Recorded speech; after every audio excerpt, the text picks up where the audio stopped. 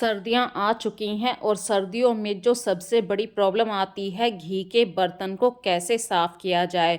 और जो मेरी फ्रेंड्स हैं, नई-नई सहेलियाँ बन रही हैं या नए-नए बच्चे अपने किचन को सँभाल रहे हैं, उन्हें अक्सर ये डर लगता है कि किचन में जो घी के बर्तन होते हैं, दूध के बर्तन होते हैं, उन्हें कैसे साफ़ किया जाए। तो फ्रेंड्स, डरने की बात नहीं है, जब तक आपकी ये बहन आप लोगों के साथ है, नए-नए टिप्स अक्सर आप लोगों को हमेशा सिखाती रहूँगी। चलिए बिना देरी के आज की वीडियो को स्टार्ट करते हैं। तो फ्रेंड्स देखिए, कभी-कभी हमारे घर में बाहर से भी घी भी आता है और डेयरी से जब घी आता है, हम कोई कंटेनर भी लेकर नहीं जाते हैं, तो पॉलीथीन के अंदर हमें घी मिल जाता है। तो उस पॉलीथीन के अंदर से घी तो आराम से आपने डाल लिया, लेकिन पूरी तरीके से वो पॉलीथीन साफ़ नहीं होती है। बहुत सारी क्वांटिटी में बहुत सारा घी उस पॉलीथीन के अंदर रहता है, तो कैसे निकाला जाए इस घी को? भई सर्दियों का टाइम है तो चिंता करने वाली बात नहीं है। जो आपकी केतली होती है पानी गरम करने वाली, उसको उसके अंदर आपको थोड़ा-सा पानी तेज़ गरम करके रख लेना है और इस पॉलीथीन को सिर्फ़ 1 मिनट के लिए उसके अंदर डाल के छोड़ देना है। यदि ये केतली नहीं है तो आप किसी बर्तन के अंदर, भगोने के अंदर पानी गरम करके डाल के उसके अंदर भी इस पॉलीथीन को डाल के छोड़ सकते हैं। बस ऊपर से स्टार्टिंग पर से आपको पकड़ के रखना है। सारा घी तह के तली में आ जाएगा और वो घी आप फिर अपने डिब्बे के अंदर ट्रांसफ़र कर सकते हैं। यहीं पे फिर दूसरी बात और आती है, पूरी तरीके से आपकी पॉलीथीन से घी नहीं निकला है, तो अब क्या काम करना है, थोड़ा-सा तेज़ गरम पानी ले लेना है, पॉलीथीन के अंदर डालिए और उस पानी को अच्छे तरीके से हिलाना है। फिर उस पानी को आपको सारा का सारा उस पानी से आपको आटा लगा देना है। जो स्टार्टिंग के किनारे हैं पॉलीथीन के, वहाँ पर जो घी चिपका हुआ रहता है वो भी निकल कर आटे के अंदर आ जाएगा। इस तरीके से आप पूरे घी को यूज़ कर पाएँगे और जो आटा आप लगा रहे हैं ये आटा काफ़ी सॉफ्ट रहेगा। और जो घी का डिब्बा होता है, पुराने घी का डिब्बा होता है, उसे साफ़ करके ही दूसरा घी भरिए। और जो पुराना घी होता है, पुराने घी का डिब्बा होता है, उसके अंदर भी आप गर्म पानी डाल के उससे आटा लगा सकते हैं। इस तरीके से लगाया हुआ जो आटा होता है बहुत सॉफ्ट होता है। और यहाँ पे देखिए, जो डिस्पोज़ल बर्तन हमारे घर में आते हैं, जैसे बाहर से सब्ज़ी आई है, उनके अंदर आप कोई भी खाने का सामान स्टोर करके रख सकते हैं। जैसे कि मैंने आटा रखा है इसके अंदर, और जो ऊपर से लीड लगाई है, इसकी वजह से हमारे आटे के ऊपर एक पपड़ी नहीं जमेगी। तो यहाँ पे 2 फ़ायदे हो गए हैं, हमारा जो डिस्पोज़ल बर्तन है वो भी यूज़ हो गया है, आटे के ऊपर पपड़ी भी नहीं जमेगी। ये हैक आपको कैसा लगा ज़रूर बताइए। Hello and good morning friends. चलो आज चाय बनाने के साथ ही अपनी वीडियो की स्टार्टिंग करती हूँ।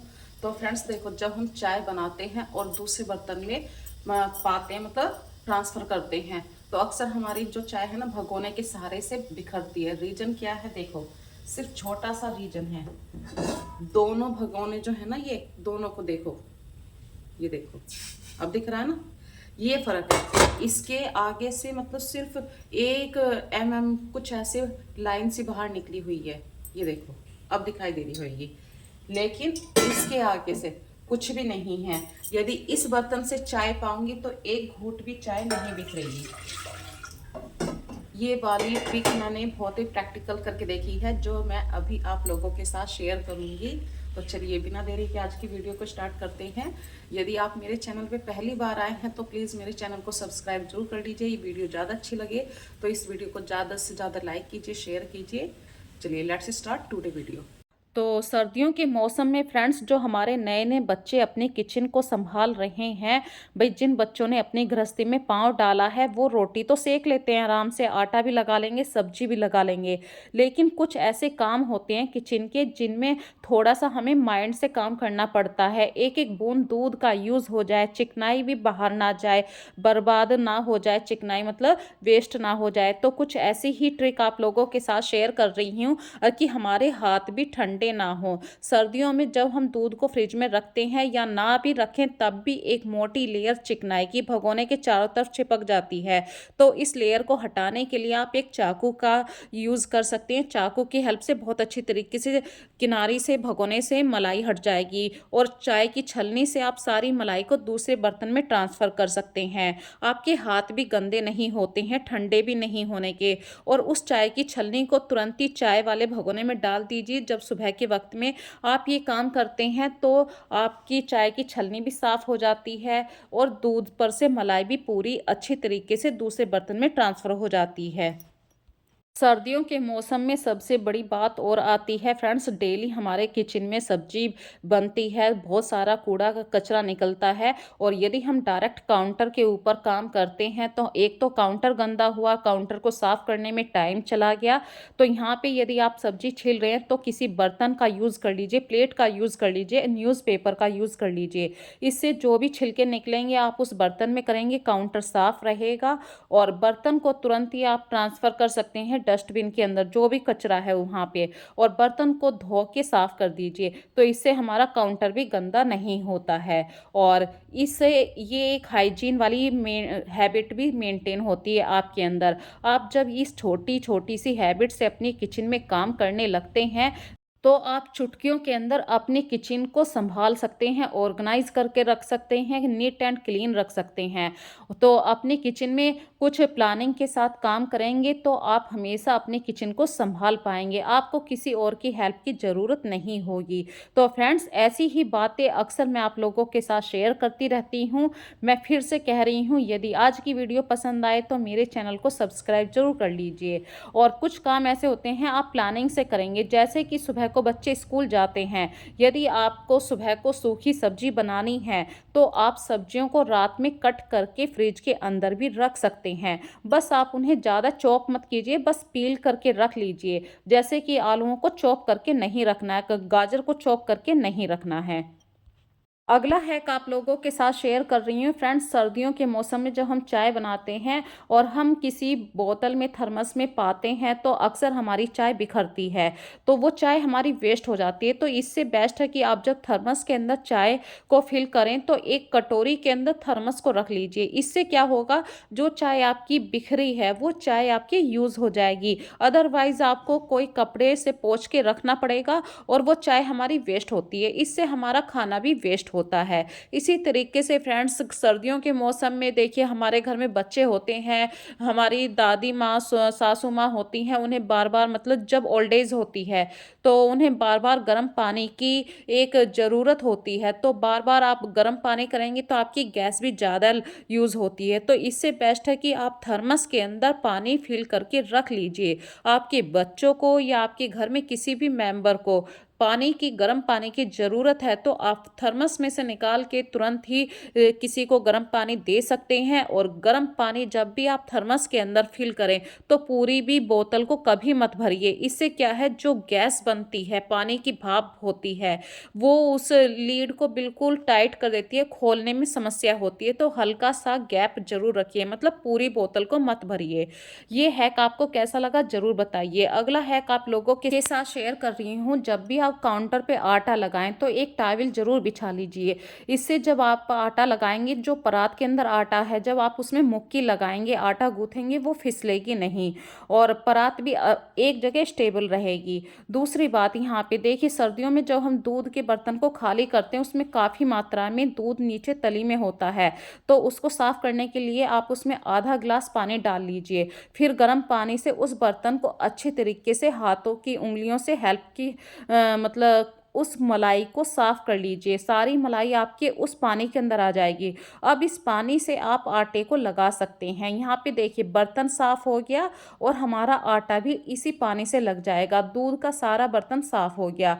आटे को नरम सॉफ्ट बनाने के लिए आपको सिर्फ आटा गूंथना नहीं है, उसमें मुक्कियाँ लगानी होती हैं। मुक्कियाँ मतलब उसे अच्छी तरीके से दोनों उंगलियों की, मतलब चारों उंगलियों की मुट्ठी बांध के अच्छी तरीके से गूंथना होता है। जब तक आटा अच्छी तरीके से नहीं गूंथेगा आपकी रोटी कभी भी फूल नहीं पाती है। तो ये एक सबसे बड़ा रीज़न होता है, अक्सर हम आटे को मांड के रख देते हैं।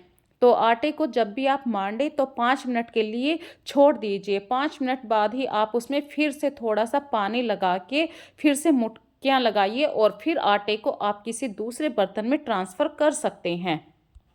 और इस तरीके का आटा जब आप लगा लेते हैं तो आप चाहे 5 मिनट बाद रोटी सेकें, हमेशा आपकी रोटी फूली हुई ही रहेगी।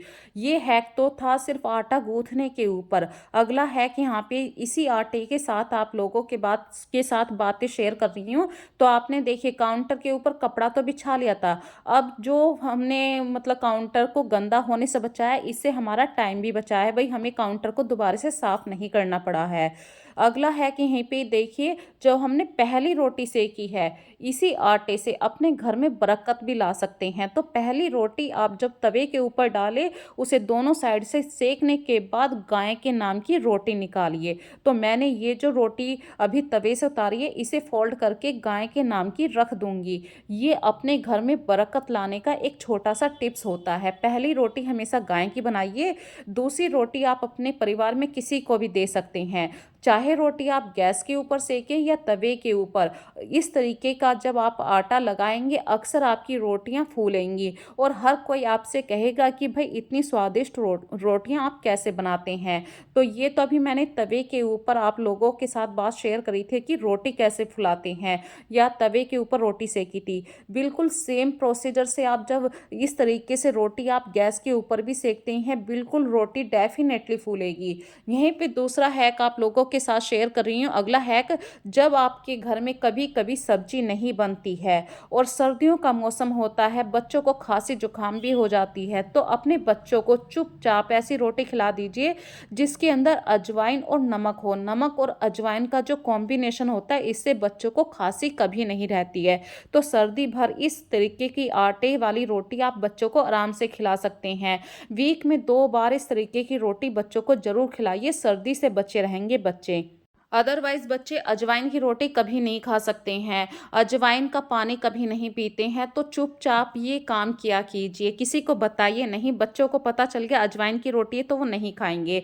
यहीं पे छोटी सी बात शेयर कर रही हूँ, सर्दी सर्दी यदि आपके बच्चे दूध पीना पसंद करते हैं, तो आप उनकी हेल्थ के बारे में ज़रूर सोचिए। शक्कर का दूध जो होता है या गुड़ वाला जो दूध होता है, वो दूध की पौष्टिकता को 4 गुना बढ़ा देता है, जबकि चीनी हमारे दूध का बिल्कुल मतलब सभी पौष्टिकों को ख़त्म कर देती है। तो शक्कर वाले दूध को ज़रूर अपने बच्चों को रात में ज़रूर दीजिए। इससे अगले दिन आपके बच्चों का पेट भी अच्छे तरीके से साफ़ हो जाएगा। शक्कर जितनी हमारे बॉडी के लिए फ़ायदा करती है, इतनी चीनी नहीं करती है। तो आज छोटी छोटी सी बातें मैंने आप लोगों के साथ शेयर करी हैं, मुझे कमेंट में ज़रूर बताइए। तो फ्रेंड्स देखिए, जब हम अपने घर में कभी कभी सब्जी नहीं बना पाते हैं, तो हम रोटी बनाते हैं, पराठे बनाते हैं। तो हमारे पराठे कैसे फूले हुए बने, क्रिस्पी बने, तो इसके लिए फ्रेंड्स, जब आप रोटी को बेल लीजिए तो उसके चारों तरफ घी जरूर लगा दीजिए। फिर से उसे किसी भी शेप में बना सकते हैं, ट्रायंगल शेप है, सर्किल शेप है, या मतलब कोई भी शेप है, रेक्टेंगल शेप भी ले सकते हैं। तो इस तरीके के पराठे जो होते हैं अक्सर फूले हुए बनते हैं, क्रिस्पी बनते हैं और कई लेयर में बनते हैं। तो ये हैक आप लोगों को बहुत ही अच्छा लगेगा डेफिनेटली, क्योंकि इस तरीके के पराठे ज़्यादातर आप रेस्टोरेंट में ही खाते हैं। सर्दियों में अक्सर एक और प्रॉब्लम आती है, जो चिकनाई वाले बर्तन होते हैं फ्रेंड्स, उन्हें साफ़ करने में समस्या आती है। तो जो आपकी केतली होती है जिसके अंदर आप पानी गर्म करते हैं, उसके अंदर अक्सर आप पानी भर के रखिए। इससे क्या होता है, जब भी आप बर्तन साफ़ करेंगे, यदि आपको लगा बीच में कोई बर्तन चिकनाई वाला है, थोड़ा सा गर्म पानी डालिए, आप अपने बर्तनों को आसानी से साफ़ कर पाएंगे। चिकनाई वाले बर्तन बहुत ईजीली साफ़ हो जाएंगे। तो फ्रेंड्स, आज की वीडियो में बस इतना ही। गर्म पानी के हैक, रोटी में स्वाद लाने वाले हैक मैंने आप लोगों के साथ शेयर किए हैं। तो फिर मिलेंगे एक नई वीडियो में नए कॉन्सेप्ट के साथ। तब तक के लिए अपना ध्यान रखिए। So take care friends and bye bye.